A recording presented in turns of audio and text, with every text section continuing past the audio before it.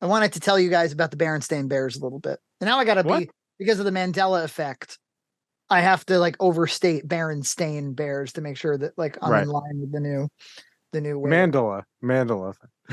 This thing called the Mandela effect. No, I'm saying that right. Yeah. Yeah, the Mountain, Yeah. the Mountain effect. All right. You can't keep coming back to this well. It's hard. We- It's hard. It's hard. The water is poison. The water is fucking. I don't want anything to do with it. I really don't. And yet here I am going, yeah. Yeah. All right. So this thing. So Nina has gotten really into because we always do 3 books before bed. What do you do do you do books before bed, EJ? We do read stories, yes. Lots of stories. Good. And for some reason, Nina has gotten really into Berenstain Bears. She's like, because I think they're just long enough. They're well illustrated. We liked them when we were kids, whatever. First of all, I didn't realize just how Christian they were. I mean, they're pretty damn Christian. They're like, yeah. It makes me wonder, like, because everything in their world is bears. If it was like a human thing, they do a bear pun. But they did this whole thing on like baby Jesus for Christmas. I was like, is he a bear? I don't want to see a bear. But they don't go there. They don't? Oh. Well, yeah, I didn't realize they were very Christian either until like I read a Wikipedia page like last year. It like totally passed me by. But I mean, I grew up in like a Catholic household. I maybe it was just like, oh, that's normal stuff you talk about. I think probably when I was a kid, I thought the same, because even though we weren't like, I wouldn't call it was nowhere near like a Catholic household or anything, but it was like the presence of religion was there kind of in the air. It was kind of lingering, because my dad grew up with his mother, who was like wicked religious, and then it kind of got like diluted. But I kind of missed it. That it was like, this is like the whole second half of most of these stories is like, and that's how you get to heaven or something. To bear heaven. But there was a thing actually going around. Bears don't have souls. I'm like, yeah, how do we square this?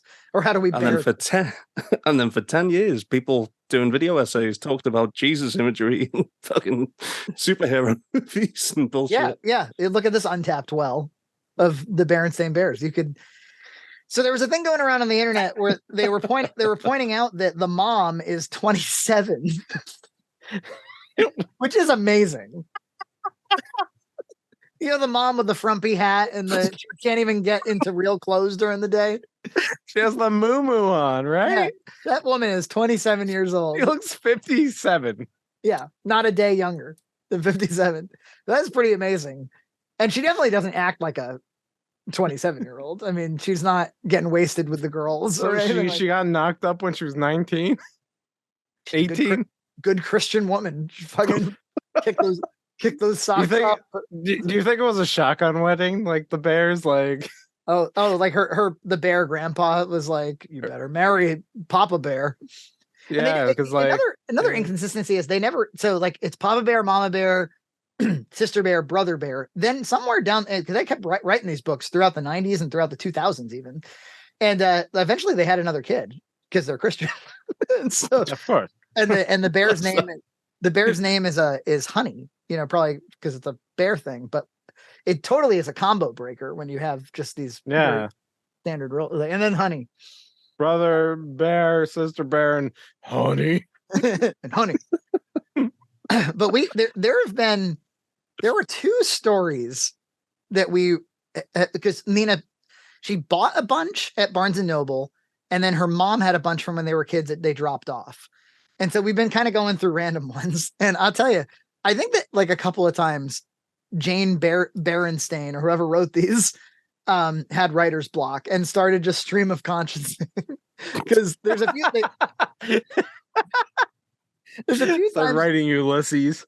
Like the first half like starts to have a coherent James moral. Fucking Joyce. Yeah, exactly. Virginia Woolf. Hubert Selby Jr. just like spouting a bear of one's own and all that. Genius. All right, so there was one where it was like, you don't need to join a trend. And it was like, because there was a bear equivalent to Beanie Babies. There's like Baron babies or something. And Beramon. Beanie Bears or something. And the kids were crazy for it because everybody else wanted them. But then like it went on and on and on where you could just tell somebody had an axe to grind against Beanie Babies. So like, these fucking things have no value and you don't need to buy them. And they were right. It just completely loses the thread. And then there was this other one where it was called the Berenstain Bears and the Problem with Teasing. And I was like, all right, I know where this is going to go. Someone's going to get teased. It's going to be too much. We're going to learn not to do it. Something like that. Well, it starts off that way. Brother Bear has been teasing Sister Bear. And the mom is like not okay with it, but she's not totally against it. And the dad is pretty for it. Yeah, fucking survival of the fittest, man. He's like, it's part of life. Like, maybe she should not be so sensitive. That's what's in the book. And then being a bear ain't about how hard you can hit. Maybe her face is really ugly. You gotta tell her. You let a bear stick a finger in your face and tell you what's what. That ain't you. Go visit your 27-year-old mother. I knocked her up when she was 17. They look pretty without these glasses. Cowardly bears do that. That ain't you. You're bearer than that. There's a lot of bear puns. Anyway, so we get about halfway through. Don't tease. There's a recurring character that's a bully in the thing. And his name is like Too Tall or something. And Too Tall starts bullying Brother Bear. And he learns like, oh shit, this must be what my sister feels. And that really should be the end of the book, guys. that should be where it all ends. Instead, they're like, but Brother Bear was super relieved because this other really dorky, tall drink of water showed up. And his name was Milton. And Milton had scruffy hair and big glasses, and he was really, really clumsy. And they just ate Milton alive.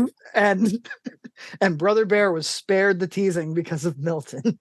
And I'm like, where is this chewed off his flesh and not on his bones. They were like that. Really, they were like, he looked like a giant piece of chicken that these bears were just going to eat up. Like, it's like saying stuff like that in the book. Yeah, just skip to the last page. And they never saw Milton again. So it goes somewhere that you could never throw him into a ravine. Yeah, Milton was murdered, and nobody talks about that town anymore. No, it goes someplace you cannot guess. Okay.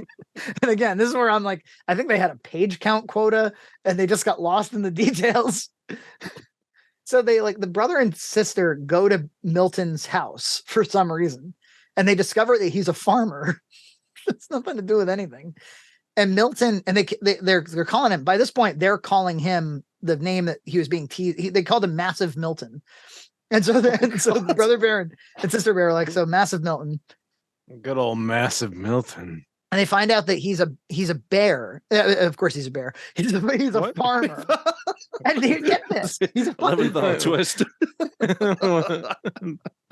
And it's not a bear? They're like, hey, Milton, some of us play baseball. Some of us play football. What's your game, Milton? And he goes, my game is wrestling. By this point, I'm reading the book to Glory. I'm like, Milton's Massive Milton. He loves to wrestle. And then they're like, just then. Because he's so massive. They're like, just then a pig got away from Milton. And Milton ran up to the pig and collapsed on it. And the pig was squealing and he wrestled it to the ground. I was like, wasn't this about teasing? And then it goes back. It's about the sweet love between a bear and a pig. A bear and a pig. A bear makes massive Milton. Massive Milton and his massive crush on this pig. So he then they're like, so Milton got a wrestling league going, and at the school, and he wrestled Too Tall.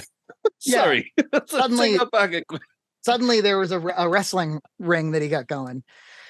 And Massive Milton started wrestling all the bullies, and his move is that he collapses on you. They're like no matter what they did, Massive Milton always found a way to collapse on each kid. Yeah, so giant dong. So he just crushes them. And I'm just going like, okay, cool. And I get all the way to the end. I turn the last page, the last page, and then there's the binding of the book. And it's just like suddenly a photo of the whole Bear family. And they're like, and that's why you shouldn't tease anybody. I was like, wait, when did you guys reappear in this story? Massive Milton will crush you. Massive Milton, you never know who you're teasing. It could be Massive and it could be Milton. So that's my Bears. It starts off quite wholesome and very quickly devolves into a threat. It was. I just think they sometimes get lost in the details. Those people. No, that's it was a beautiful story. Subscribe to Red Cow Entertainment on Patreon for full episodes every other week.